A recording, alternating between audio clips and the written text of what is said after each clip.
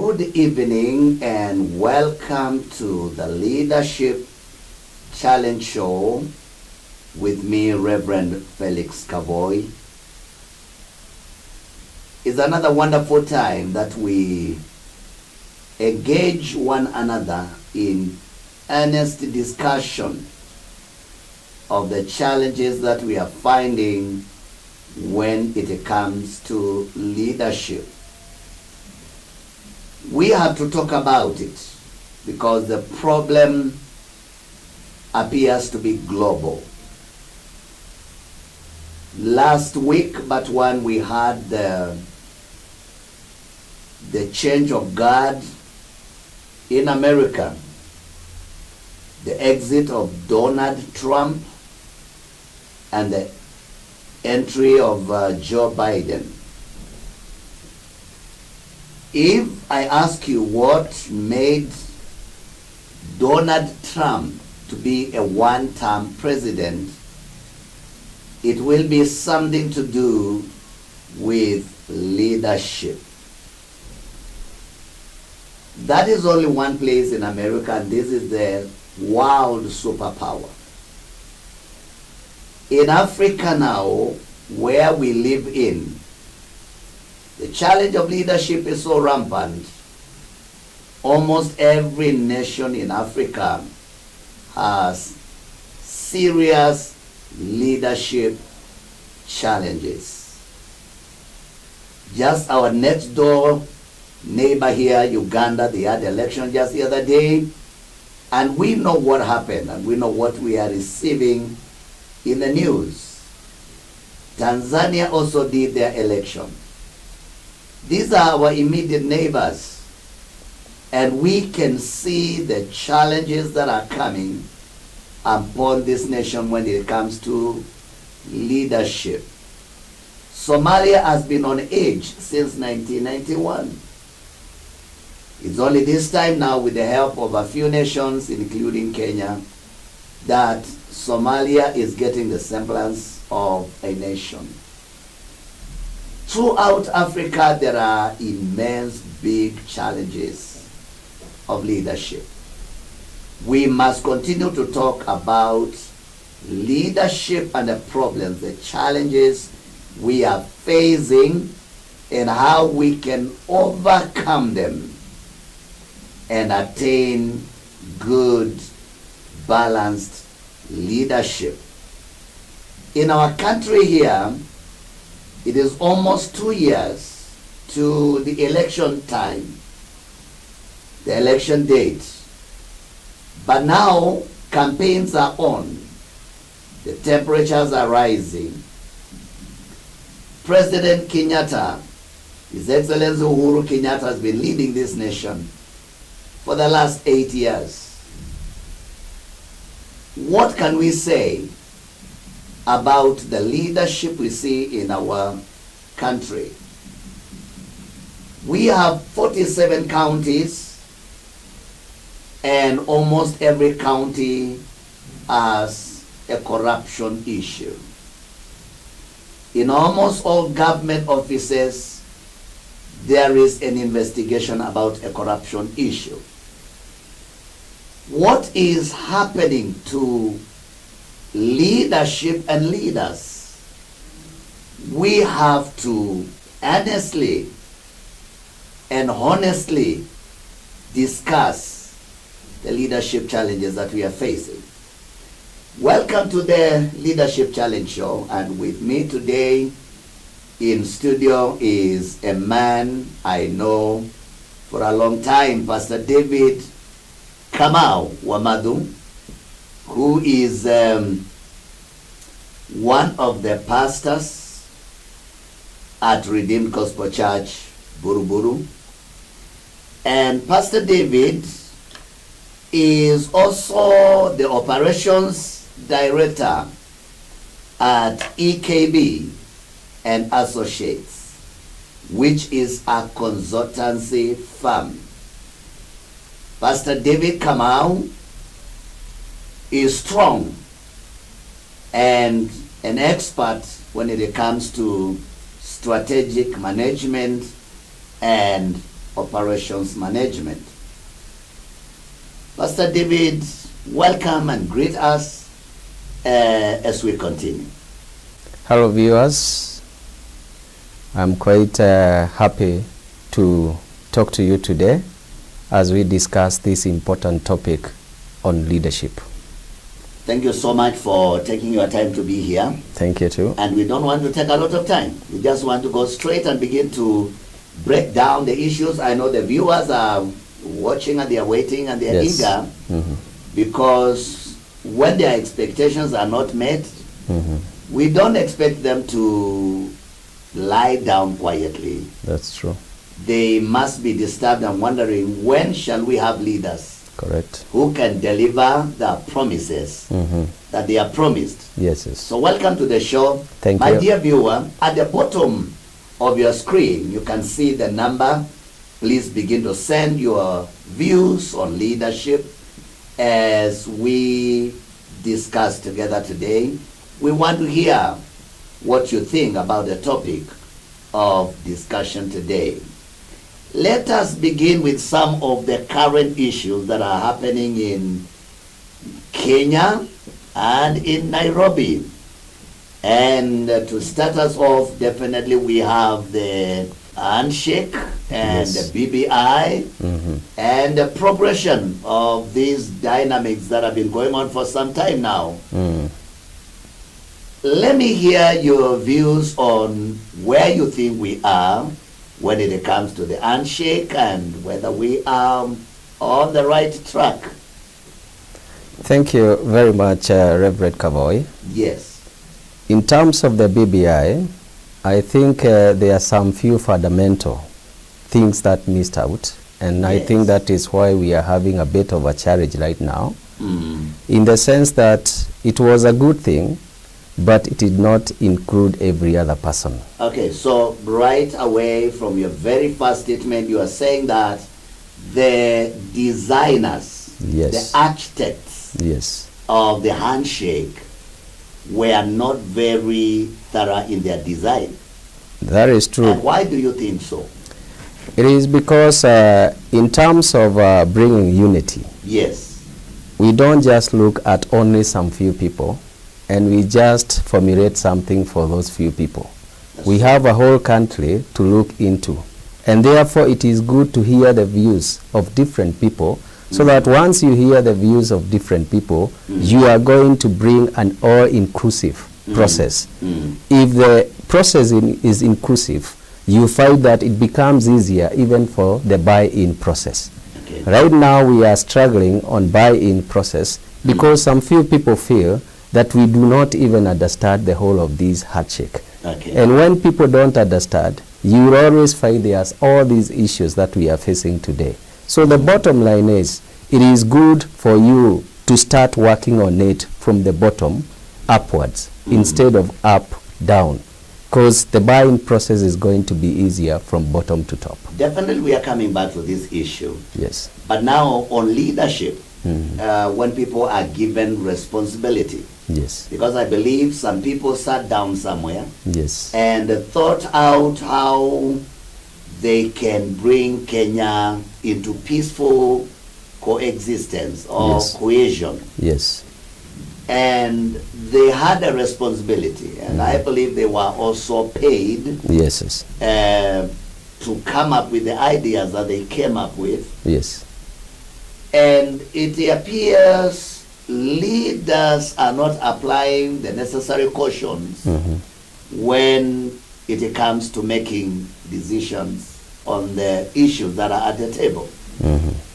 Because what we are seeing with the handshake and the BBI, it appears that they were under certain influence. And they did not look at the whole scenario. And I wonder whether they were fully committed into ensuring there is peace. This attitude in leaders of failure to be thorough in what you are doing, failure to do a thorough consideration of all matters at the table, do you think it is a problem that is cutting across all of the leadership in this country? Actually, this is one of the main challenges that we have. Yes. It is not only touching one arm in terms of the national government. It is actually going down even to the county government and even to our villages where we are, because they are still leaders down there. So what you find is that sometimes people just sit and assume these are the challenges that people are facing. Oh, they assume. You're using the one assumption. Yes, it is assumption. Okay. Because they have not really done a lot of investigation to be able to see what is the challenge, what is the people are struggling with what. And now they come and they draft something which looks very good. Yeah. But if you do not actually get to the bottom of the issues, what you will find is that you are going to give a prescription, but it is not having understood the problem. So you can make actually the issue even to be bigger, because you are going to treat the wrong disease. Yes. And this is exactly what is happening right now. We are treating not the real thing, and therefore it is important for us to get to understand where the problem is so that we can give solutions on that. Amazing, amazing, amazing. If the designers of the handshake were thorough in their work, yes, they would have come up with a model that includes everybody. True. But now, at the end of the day, we find that we are talking about handshake. Yes. That majority of Kenyans are feeling it is just for two people. True, true, true. And that we can essentially say is the thing that is wrong with the handshake. Correct, correct. Of course, it gave us a lull, yes, a temporary reprieve, yes, from whatever was going on at that time. Yes, yes. But has it cured our problems? That is the main thing. It is actually like when you are having a headache. Yes. And you get just to buy aspirin. It may not necessarily cure you, but it is going to relieve the pain. So what has happened is with the BBI, it is only relieving a little bit, but now when it comes to the real thing, you find that people now are starting to realize we are curing the wrong thing. And that's why you are finding it is becoming a little bit difficult for people actually to accept this, because many people are saying, well, my community, the people who voted for me, this is the views they have towards the BBI. And you know, because they are the people who have put them there, they have a say. And that's why we say it is good if this is done from the bottom up, because people are going to share their issues, their challenges. And when they are brought up, it becomes very easy for them to accept. And they will own the document and say, this is ours. Right now, as you have rightly said, this document, though it can be a good document, it is actually being viewed as two-man document. And therefore, if people in Kenya start seeing this BBI from that dimension, it becomes something that is not really curing. You see, Pastor David, we are discussing a very critical issue on leadership. And whatever made them not to include more people, I don't know what it is, what really could have caused that. Because maybe in our discussion today we'll find out whether it is the way we are doing leadership, or really it only applies to the handshake and the BBI. But I see an assumption that if such a person and the other person, they shake hands, everybody will automatically jump in. Yes. Is that how our leaders view us in Africa and in this country? Is that a common problem of assuming that if this big man who is very famous agrees to something, whether it is good or bad, everybody has to jump in and support it? Is this something that is destroying Africa and leadership in Africa generally? Generally, I would say it is. And I will just back this up with a law, which is called the law of process. The law of process. Yeah, the law of process. Amazing. Yes, the law of process is a law that has been described very well by Dr. John Maxwell. Yes. And one of the things that John Maxwell said yes. is that there is a problem in terms of some of the leaders, the way they do their things. Yes. And he said, one thing is leadership is daily. Yes. It is not one day.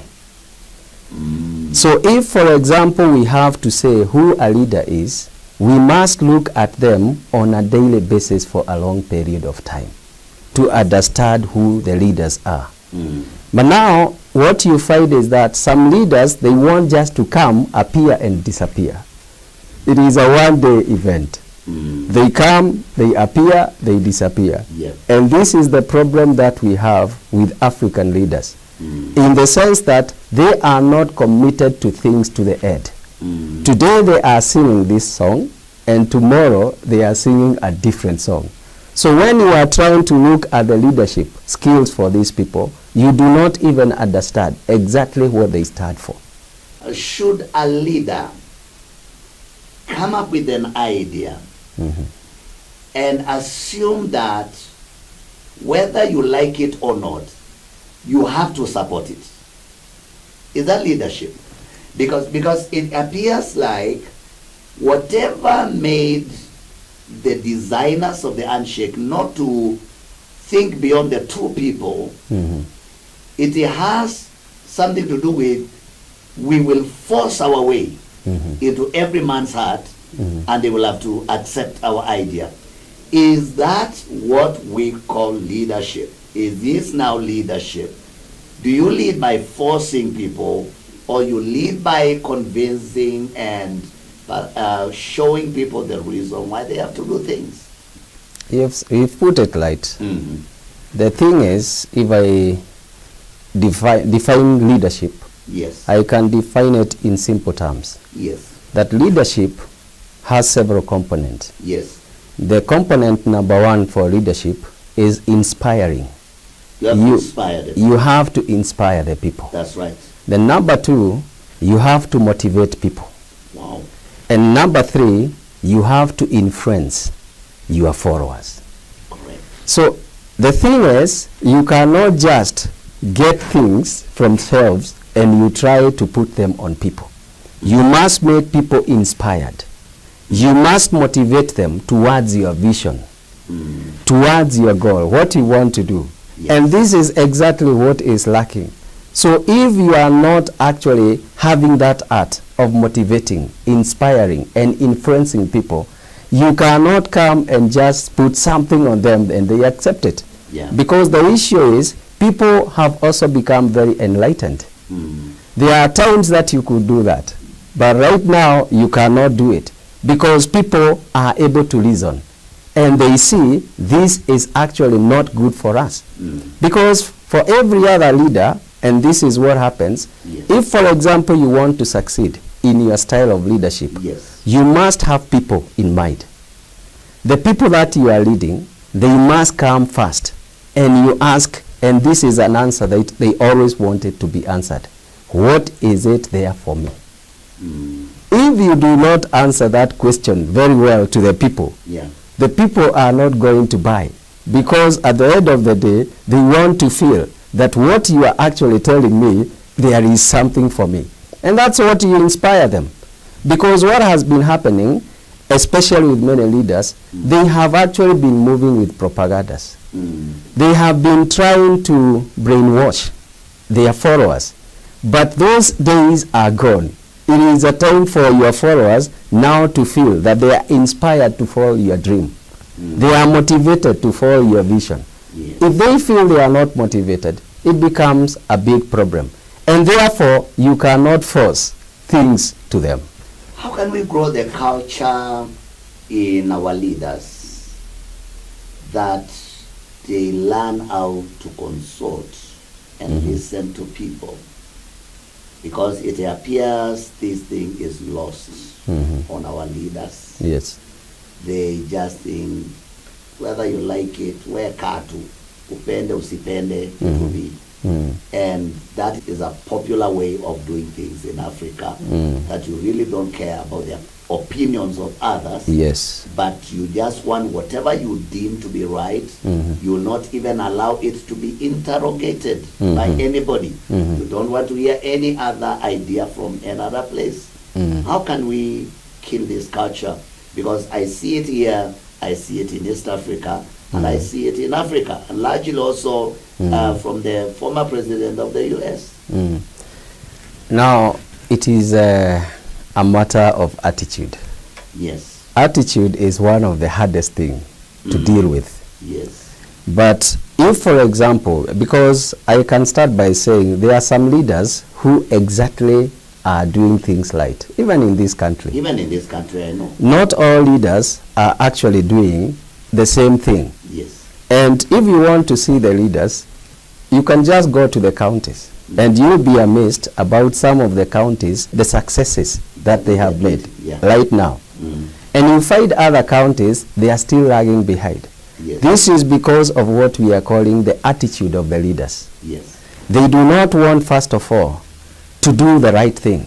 And why they don't want to do the right thing is because there is a lot of greed in them. Yes. They already know by us doing things the normal way, we are going to have our way and not their way. And therefore, when they have their way, what they will do is actually, and it is a very bad thing, especially in many countries I have seen, there are two things that we need to differentiate here, Reverend. Yes. Number one is what we call the rule of law. Yeah. And number two is being ruled by law. Of rule of law and being ruled by law. Yes. Keep on talking. Rule of law, yes, it is actually takes a point of saying that our laws, our constitution is supreme. And there is nobody who is above the law. Yes. That is rule of law. Yeah. And therefore we are going to respect our systems. Yeah. But now what has happened in many African countries, and I think that is how we can break this thing, yes, is actually Africans, leaders, they must get out from the rule by law. Rule by law, what they do is that they look at what are the gaps that are available right now in our constitution. Yes. What are the gaps that are there right now in our laws? Yes. And they use the law to do the bad things that they are doing. Because they know at the end of the day, even if you take me to the court of law, the judges are going to argue, but at the end of the day, there is a vacuum in terms of this issue. And therefore, they will actually not even be jailed. And what is happening is that why you find impunity, even in our leadership. They already know there is a gap on this particular area. Yeah. And therefore, if they do not have integrity, and I think our country, we need to get back to the integrity. Your conscience need to tell you that what I am doing is wrong. Yes. So what is happening is where people, conscience is dead. Yeah. They are doing things only to benefit themselves and forgetting the good of the country. And therefore, we must get back to the rule of law.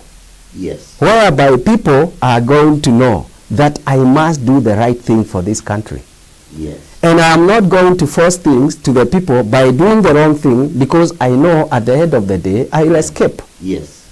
And therefore, these are the things that we need to bring sanity into our leaders. They get, first of all, to fear God. Because I think the fear of God is going to make many leaders to change. Yes. Right now, it is not that many leaders don't know how to lead. They already know. They already know. Yes, but you see what they are looking at. If I actually do this way, by using the law, I will be able to steal from CDF. And nobody is going to be able to ask me anything. Yeah. And these are the challenges that we have. And our leaders, I am praying that they are going to come to a point of, first of all, respecting and honoring God. Because that's where it begins. Yeah, it begins. Yeah. By them realizing that they are not of their own. They have been created by the Lord. And therefore, if they are to do anything, they should not actually force and do wrong things because the law is silent about some few things.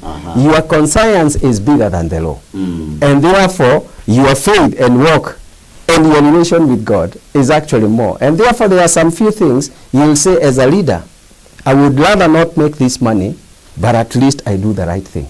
And that is how we can be able to break this culture of impunity. Wow, wow, wow. Thank you so much, Pastor. Yeah. I think the things that you are speaking here are very outstanding truths. Thank you. That our leaders need to embrace and begin to practice in their lives. My dear viewer, that is our first session, and keep talking to us. There's a number on the screen right now appearing there, and jump into the discussion. Let us know your views and opinions, and we may be able to sample some of the opinions that you sent to us. When we return, we continue to explore the problems that we face in leadership in our country and in Africa. Keep it here. Don't move. Don't go anywhere. We'll be right back. Welcome back to a discussion on leadership challenges that we face in Africa and also in our country, in all spheres of life, whether it is political, religious, societal, social. We have encountered huge, big challenges when it comes to leadership. I continue to encourage you to keep on talking to us through the number that is appearing on the screen. And Pastor David, let's push this thing on. And when leaders come into leadership, majority of the people coming into leadership are very good people. Yes, very. And the majority of the leaders that are coming new into leadership come with a lot of wonderful promises to the people that elected them. Then all of a sudden, when they enter into offices, it appears like they just changed. Within a very short time, they are no longer talking with the humility that they were talking with, and we begin to see different people. True. Out of the leaders that we elected. Of course, as you said earlier, that some leaders stick to their integrities, but some move out completely and begin to misbehave everywhere and in every place. Many leaders have turned out to be something even the electorate did not expect. Yes. There are big challenges. There are problems when it comes to leadership. What are some of the leading problems, leadership problems that are common in many leaders' lives? Thank you for that question, Reverend. In terms of the challenges, one of the main challenges that I have realized is actually the self-ego. Oh. You see, what has been happening with many leaders, they want now to prove that I am the man. The man. And they want you to fill their position. Yes. There before, they were actually moving up and down, looking for votes. Yes. But right now, when they get into that position, they actually start counting at least 5 years is quite a long time. And now, at that particular time, the first few years, they don't really care much about what happens. Yes. They want people to feel them. That's when you actually even try, the person that you are actually very close to during the time of campaign, yes, you try even to get in touch with them. You cannot even get them. Because, first of all, they want you to feel that this is a position I'm for... not the same person you used to talk Yes, like that. Yes, that is true. So we can call this the big man syndrome. Correct, it is. And essentially it is pride. Yes. Isn't it? It generates to that. So it's a big problem here. Yes, yes. In Africa.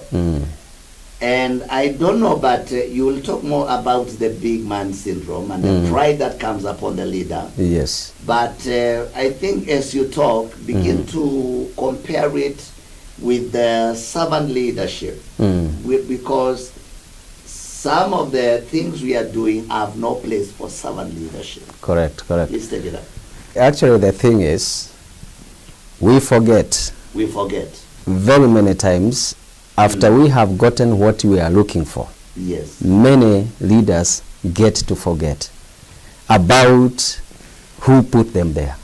Because that is position. That position you are in, it is a public position. It's a public position. Yes. So you are there to serve. Yes. And not to be served. Okay. And that, I think that is powerful. Yes. You can repeat that and even go deeper. You are there to serve. To serve. Yes. Not to be served. Correct. How? But you see now what happens with most of the leaders. Yes. Is that when they get to that position, they forget that they are servants. That it is us who have sent them to represent us, and they are accountable to us. Yes. And therefore, if, for example, a leader will get to know that they are servants, yes, they are not at that level just to force things on us. What will happen with the leaders is that they are going to come to us and understand and ask us, you actually voted for me to go into that position, yes, and therefore I would want now to move with the things that we discussed. And therefore they are coming now to help actualize the things that they committed during the time of campaign and all that. And that is where now we really need now to get into understanding. Why is it that I am where I am? Yeah. Because if they do not understand where they are, that's exactly what you started by saying. Yeah. Like in America, Trump goes for 5 years. Yes. And he is sent home by the people. Because we are the people who put them in power. But they forget it is us who have put them in power. I can hear the way you are coming. And let us consider the issue of Trump, because you have brought it up. Yes. And this is in the relationship to what we are saying. Correct. People have been elected into offices. Yes. They have forgotten everything they promised the people. Correct. In fact, some of them have reached a place where they feel they are not indebted to anybody. Correct. They are not obligated to do anything for these people. And the promises just somehow they get lost. Yes. And they are not after them. Now, Trump was able to be sent home.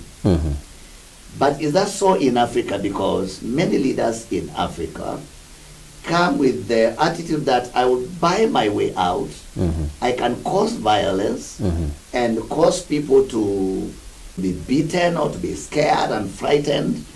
And I can manipulate my way again into leadership. I would say it is a bit of a challenge right now with African countries. Yes. There is a time that it got to people said that this man must go. Yes. And there was actually a lot of hits in terms of those issues. And therefore at that time, people had really gotten determined. Whichever way they are tired, we must change the leadership. What I see in our country, especially in Kenya, talking about Kenya because this is where we are, people are also going to get tired about the leadership. If they do not do the right things, what will happen is changes are actually going to come. Because the only thing that is constant is change. Any other thing can always change at any other time. And therefore what I am finding is, and I started by saying, people are becoming more clever, intelligent. And therefore there is a way that you will talk to them and they will see, no, this doesn't make sense. You remember there are sometimes people used to say, if a certain leader reads a document, they say that because he has read, we are good to go. Everybody has read it. But right now, also has read it. Yes, we have no problem with it. Correct. Yes. But right now, you find that they are not able. People are actually not on that promises right now, 100%. Wow. There are some people who are actually saying, well, you are telling me about this document, it is going to improve, especially the BBI. And you have seen many people are challenging the positions. Yes. And they are saying, look, you have told us, yes, you are bringing money, more money to us. But people are questioning nowadays. And that is actually the change that is taking place, even in Africa and even in Kenya. They are questioning and they are asking you some few fundamental questions. Yes. They ask you, money going to counties is not a new thing. Yes. It is actually something that has been in the Constitution. In the Constitution. And now they are asking you a question. It is true that you tell us the BBI is going... add more allocation. It will add more allocation to the county and even to MCA. The question that people are asking on the ground right now are questions that could not have been asked long time. Yes. And they are asking you, because you want us to believe on 35%, what they are asking, how comes 15% is already a struggle? Yes. What is it that you have changed? Did you hear the figure that counties are owing the central government? 100 billion? Correct, look at that. And it is based... 100 billion. And based... It's supposed to be sent to the counties. Correct. And it has not been sent. It is based on 15%. Yes. So the question that people are asking, what is it that fundamental thing that you are going to do to change so that you are going to be able to generate the 35%? And these are the questions now that when you hear people start asking such kind of questions, it tells you that we are not at the same place. So exactly what you are telling us that is that the electorate has been more enlightened. Correct. And leaders are not going to find it easy. Correct. Because these are not the days of manipulation. Yes. So I believe the leaders who failed to deliver on their promises and they are waiting for their term to be over, and because they have acquired a few coins to come and buy everybody and make them vote them in again, according to you, Pastor David, they are in for a rude shock. True, very true. The electorate is more enlightened. Correct. And they know their rights. Yes. Now, we have said these could be some good leaders that were elected into leadership. Yes. That they went there and they encountered this problem of big man syndrome and pride. Yes. And you know, pride is that thing that lifts you so high that you look down upon everybody else. Correct. And that is what happens to our leaders that we were greeting with them, greeting them every time. Now they are shielded by bodyguards and you cannot come near them. And then these are the people you were taking tea with. Yes. And they just forget. Let us go back to the electorate and interrogate some of the people that we bring to leadership. Is it commonly acceptable in Africa that you can elect just a bad person, just a thug? What language can I use? Mkora. Because he's not a straightforward person. And you know this person is evil. But because he has money and he dishes out coins and they end up in leadership. What can we do to deal with the problem of the electorate choosing wrong people into leadership? Now, that is actually a common thing that is happening right now. Yes. And again, I started by quoting something from Dr. John Maxwell. Yes. And there is one law, again, that John Maxwell has in his book about the 21 leadership. 21 leadership, yeah. He talked about what we call leading by the law of lead. Leading by the law of lead. Yes. Amazing. Now, lead is L-I-D. L-I-D. Yeah. The lead. Kifuniko. Kifuniko. Yeah. And you know what is happening, and that's why you have been finding that electorate, they have been choosing leaders who are bad, who are not actually good leaders, is because of the lead. The lead. Kifuniko. Go ahead and talk. And I will just demonstrate a little bit for the viewers to be able to see. Yes. On this is the lead. Yes. this, on this, what is in this heart, it is the lead. So what now that means, if, for example, you put a scale of 1 to 10, 1 to 10, and we say our leader, so and so, he is on the scale of leadership number 5. Number 5. What means is that our electorates have been locked below 5. Because our leader is on 5, so our electorate, they are locked on below 5. Because they are already locked. There is a lead. You lead by the law of lead. Yes. So the lead falls down. Yes. To where the leader is. Yes. So everybody is locked at the level of the leader. Correct. Go ahead. So now, what happens at that locking? Yes. It is where you will find the leader, because he is actually like superior. He is controlling whatever you do. And the lead is at 5. Yeah, and the lead is at 5. Yes. All the other people are going to be below. So there will be 3, 4, but there is nobody who is actually coming above the leader. The leader. At the lead. At the lead, because of the lead that has been put there. Yeah. So that what has been happening with most of the leaders is that they have tried to make sure that people do not rise above them. Yeah, they don't rise above them. Yes. And therefore, in terms of thinking, yes, in terms of the passion, in terms of the discipline, they are going actually to behave like the leader. Yeah.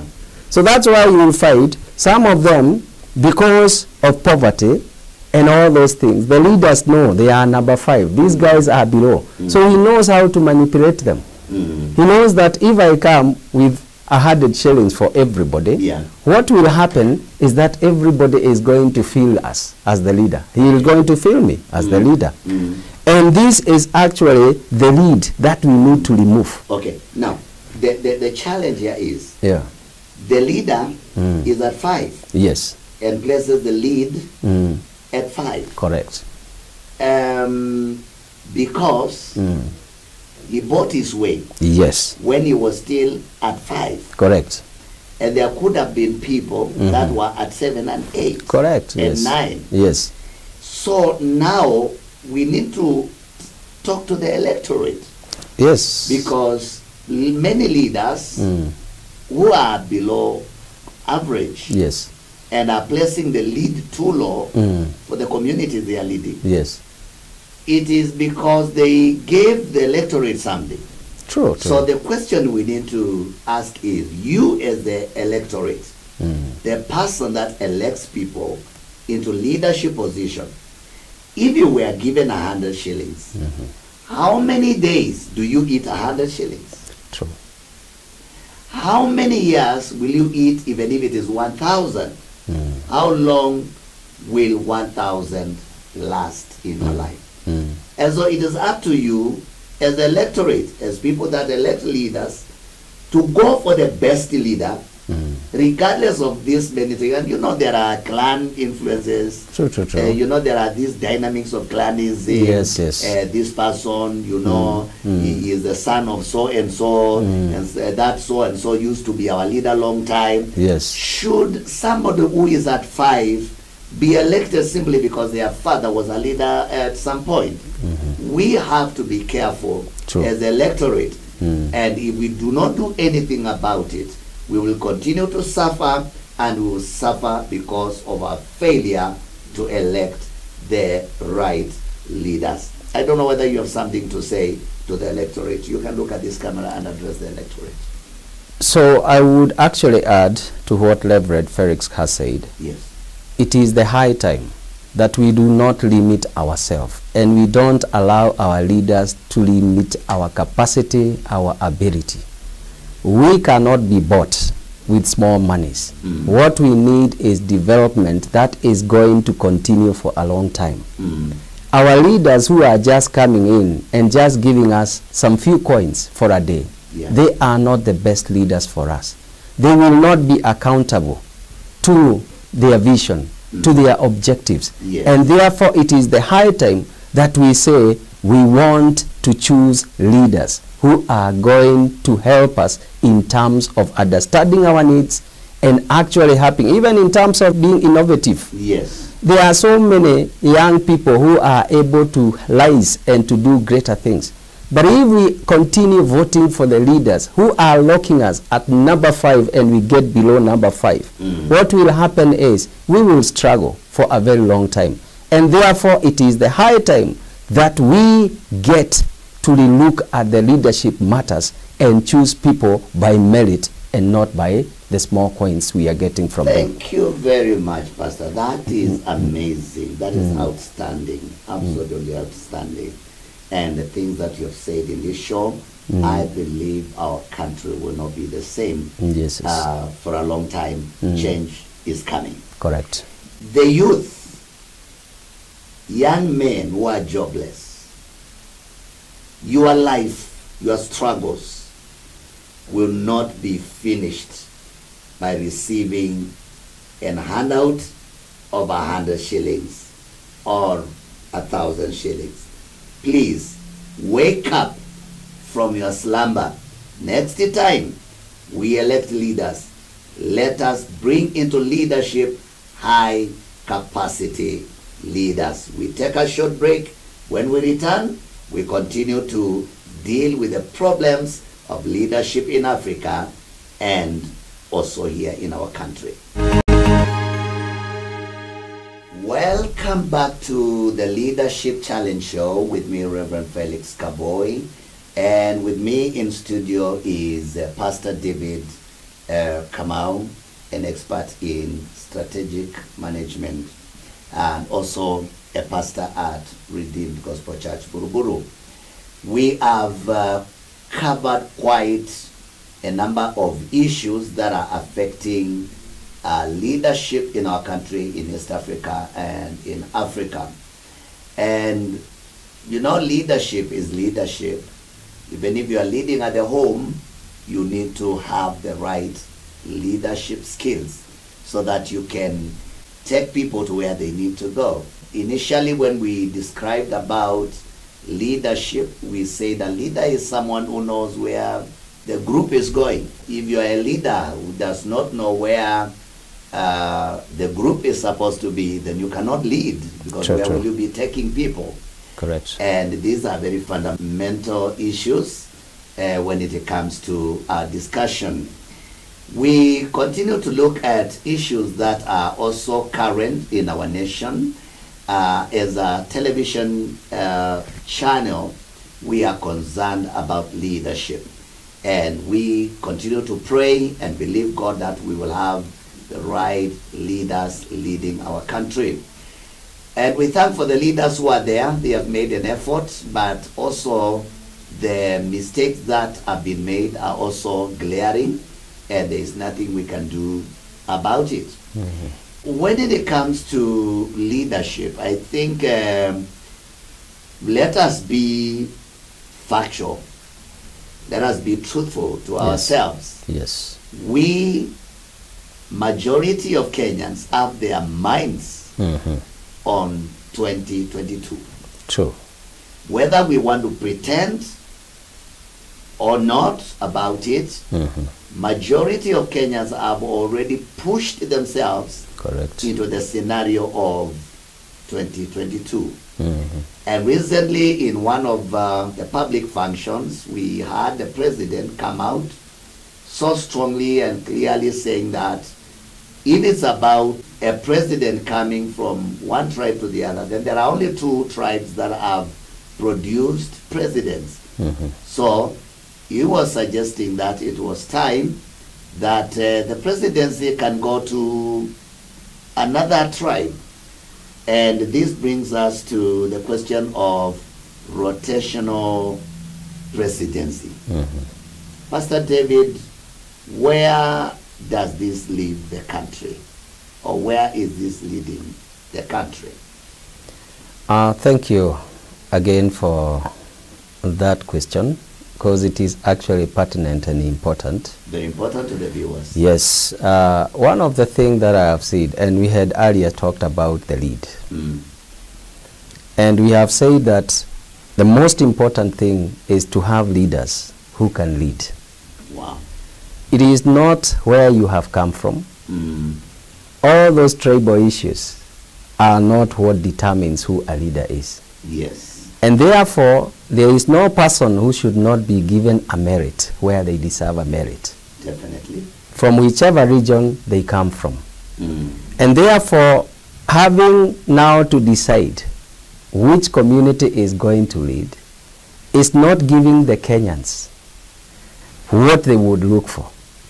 Because, let's agree again, the way you have said, let's be real. Yes. Presidency is competitive. It's competitive. And therefore, people are looking for someone they are going to say, yes, we voted for him with majority. Yeah. That is in parliament, in votes, the 51% and above. Yes. And therefore, when they feel that this is us who have put them there, they will be more responsible and they feel, yes, this is the person that we really voted for. But if again we come and we give a suggestion that this community and this community, they have been in leadership, again there is going to be chaos. And why I'm saying that is because you may find that one family has ruled for some time. Yeah. For example, I am a Kikuyu, and I am happy to be a Kikuyu. But the fact that there is it's not a mistake. Yes, it is not a mistake. Yeah, Kikuyu. Yeah, yes. But the fact that some few Kikuyus have been in leadership for presidency, it would be very bad for anybody to limit me from getting to the level of presidency as David. I think that's well said. And therefore, it is important for all of us to be given equal opportunities. If I am able to do it, let me do it. Yeah. Because when we talk about the common good, we don't talk about from tribes. Yes. We talk about the common good for the whole country. Yeah. And therefore, I would say, let there be merit. Because if we go that direction of rotational presidency, there is not going to be merit. You made a very strong point that an elective position is a competitive position. Correct. People will compete to occupy the president's office, the governor's office. Yes. And you have done it right. But I was thinking as you were speaking, if we begin to talk about moving the presidency from one tribe to the other, will that not give us bad leaders that are not able to deliver or lead the country to its destination and goals? Yes. And number two, don't you think with the 46 tribes, we say we have 46 tribes, so with the 46 tribes, don't you think some tribes will have to wait for 46 years before they can have one president leading? I think it is all wrong. It is. It will all cause confusion. Correct. And I think from the church side and church leadership, we are better saying no to that kind of approach. Correct. And because Kenya has ascribed to democracy, the principles of democracy will not allow rotational presidency. Correct. So it has to be competitive and let the best man do what? Win and lead the country. Only let's make sure that the playing field is level. Let us make sure that no matter who is in the leadership, if it is a governor, you do not use state machinery to intimidate those who aspire leadership positions in the country. Let us press on because of this rotational. Rotational president, don't you think is going to put people on edge when it comes to tribalism? And do you think it can easily begin to make someone begin to feel more of a certain tribe than being more of a Kenyan? You have said it right. And that is exactly the danger that is there. It is because what will happen is, if for example we start rotating, what will happen is the tribes are going to fight against the tribes, which is something that we do not want. Because at the end of the day, and I have told many people actually, Tribalism is not down here. Tribalism is up there. Is up there with the leaders. I do not care who I interact with. Yes. And even in the office that I work, we are all tribes represented, even the church where we are. Of course, I'm the senior pastor of Redeemed Gospel Church, Buruburu, yes. and we are thoroughly mixed. There's no one tribe that takes pride and say this is our tribe church. Yes. Yeah. So I think tribe, you are right when you say it exists somewhere there, because we worship very well on Sundays. Yes. Luos are there, Luyas are there, Kambas are there, correct. Kikuyas are there. Everybody, even the people from the coast, Masai's Rift Valley, Mount Kenya, everybody is present, and we are all blessed. And the church has been doing well. Correct. And we never notice even who comes from where. No, we don't. It's not important to us. So you are correct when you say it exists with the leaders. Yes, and therefore, what I would urge our leaders, they should stop bringing the issues of tribalism to us as Kenyan. Yes. Because we coexist very well with one another. Yes. You find even some of my partners, they are not Kikuyus. Yes. And we are actually doing business together. And therefore, what we are saying is, let's not try to bring the bad seed into citizen. Because when we try to bring the issues of now it is this tribe, tomorrow it is another tribe, this is actually getting back to the things that are not really variable. We are going back. We are making steps forward, and we are coming back several steps backwards. And therefore, I feel, let us not go any direction tribal. It is detrimental to the country. It is going just to make even things to be worse. People, as you rightly said, they are going to be now fighting against, because they are feeling our tribe is not being regarded. And why it will not be regarded? Even the tribe that has the least number of people. It is important. They are Kenyans. Pastor David, the BBI was supposed to cure tribalism. And so far, we all live in this country. Are we really cured of tribalism? Because I think like it is really making everybody sensitive and raising the problem of tribalism. That is when we say, when things are formulated in the wrong way. Formulation. Yes. Okay, because you have talked about formulation, let's go back to the beginning of the BBI. Initially, when I heard about Building Bridges initiative, I thought it was a good idea, and I looked at the people that had been appointed into the committee that would, and they started peace caravans, and elders from various tribes started to meet and to talk, and I thought that was good. And then somehow, somewhere, we started to talk about reviewing the constitution. How did things change from creating peace between communities to amending the constitution? Please help us to know. Let me tell you, and that is where we started by saying being ruled by law. Yes. It is whereby people are looking at what are the shortfalls. Yes. And what they do is because they are greedy, they are ambitious, they want at least good for themselves and not good for Kenya. They just now look at the constitutions, and because they have the numbers, literally because they can change, the law it can be changed. Yes. Because they feel they have the numbers, what they do is actually to get to a position and say it will be done this way. Now, the thing is, in terms of, as you say, the BBI was a very good idea. Right from the beginning. Right from the beginning. Because we needed that unity. Yes. We needed our businesses to move forward. Yes, we needed all the fights to stop so that our economy can be able to grow. But you see, when now you bring this, it is not, you are actually, and everything actually goes wrong when you put politics. I know all what we do here, like when it is the leaders who are leading us, they are political leaders.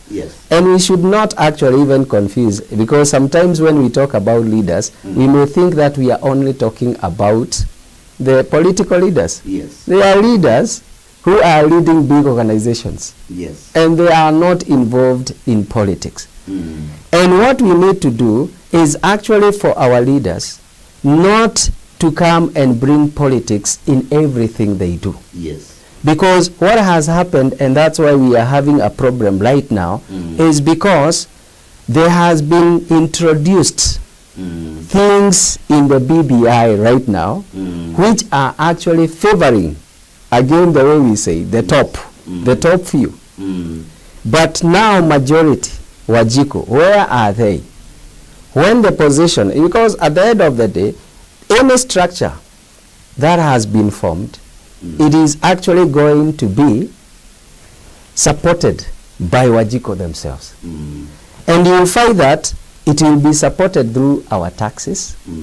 It will be supported through many things that are going to happen to Wajiko. Tell me, did somebody saw the peace that was being created and wanted to take advantage of that peaceful moment that had been created to push his agenda through or their agenda through? Has the process been usurped for ulterior motives? I guess it is quite glaring. Yes. We can see it all over, that actually what has happened is there are some few people who wants to be in leadership through whichever way. Yes. And what they have done is actually seizing the opportunity right now to be able to bring a bit of disruption. Yes. You know, when they bring that disruption, they come in and they bring what they want. Okay.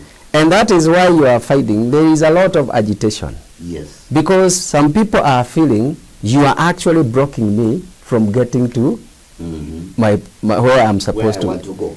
And therefore what has happened is some of the people, it could be, we don't know who is it. But what we are saying, in the beginning, there was a good idea. And the whole thing was meant for good.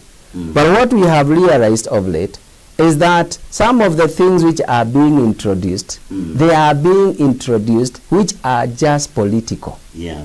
It is people who wants to be in positions. And they have hijacked the whole system. And when the whole system is hijacked by politicians, you'll find now there are going to be politicians who are going to oppose for the sake of opposing. As we come to wind up, do you think it is still attainable within the short period of time that is remaining to have the referendum and still go ahead and have elections in the year 2022? What are your views? Actually, it is only that what you started by saying, that some few things are being forced through our throat. What is happening right now is that you are finding a lot of hurry in terms of doing things. Yes. And the question is, right now, even as we speak about BBI, Reverend, most of the people have not even seen the document. They are being told to go and read. Yes, but which document are they going to read? Because at the end of the day, confusion of the document. Yes, because the document has mutated for some time. Yeah. So even what you are going to read, you do not know whether this is the right document that you are reading. I've read severally, but I don't know which document I was reading. That is now the challenge. And therefore what we are saying is, it is like things which are being pushed to us. Yes. And it may not really be attainable in terms of doing all those things, but our leaders, because they do not really care much about the electorate, what they are going to do is just to force things to happen, which is a disaster. Yes. And another question which is being asked, I think before we end this program, it's good also to mention, to conclude now. We are actually at a difficult moment in Kenya. And not only Kenya, in many countries. In many countries. We have the pandemic. Because of the corona. The corona, yes. Yes. You find that there are some people, even when they want to be tested for COVID, they have to go and pay. Yeah, there are no test kits. Yeah, no test kit. And all those things are not there. And you see the question, what we are saying, we are fighting their issues with the nurses. We are fighting their people who cannot be able to have a square meal. And the question which we are asking here as a church is, why is this hurryful? When we are having some few other major issues that needs to be addressed immediately. Correct. So that is actually why when you look at the whole of these issues, you realize there is a motive which is not light. And that is what is pissing off most of the electorate, because they feel if this thing is good for me, then they should wait for us to clear the issues to do with pandemic. Many people have lost their jobs. So others, they have even relocated. They have actually left Nairobi or even other towns and gone to the village to see whether AIDS can meet. If our leaders cannot see such kind of a thing and they are still pushing the BBI, it becomes a questionable thing. And that's where most of the people are actually coming from. Yeah, because it is clear it is not the thing that is in the forefront of the minds of majority of Kenyans. Yes. Kenyans are preoccupied with other things. So talking about beginning our whole process of overhauling the constitution, people may wonder, is it really the time? Correct. And everything that is done within the right time, it goes well without a lot of problems. That is true. But I think we may be out of timing for us to be talking about some of the things that we are talking about. But it is great talking to you. Thank you. I really look forward to having you in the next show. So that now we may talk a little bit about some terminologies that have emerged of late. You know, language keeps on coming up. Correct. And we have got now hustlers and dynasties and out there, and also some of the things that are happening in our country. Political rallies are being disrupted and stones are being thrown again, and the politicians are threatening to take our country the same path that we want to leave. But it is up to us. What I will finish by saying is that leaders should not cause confusion to the nation. The leaders who are there, you need to know God has given you that opportunity to lead, and if your time is up, go and enjoy what God has given you during the time you were in power and you were in leadership. There's no need to spoil and scramble the game because you have been defeated.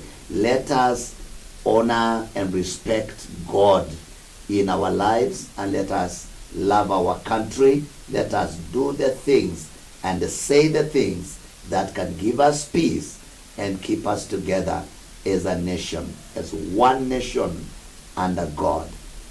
We must come to the end of this show. Thank you so much for being together with me, Reverend Felix, Kavoi, and my guest, Pastor David. Thank you so much for finding time. Thank you. And we look forward to meeting you again and doing this.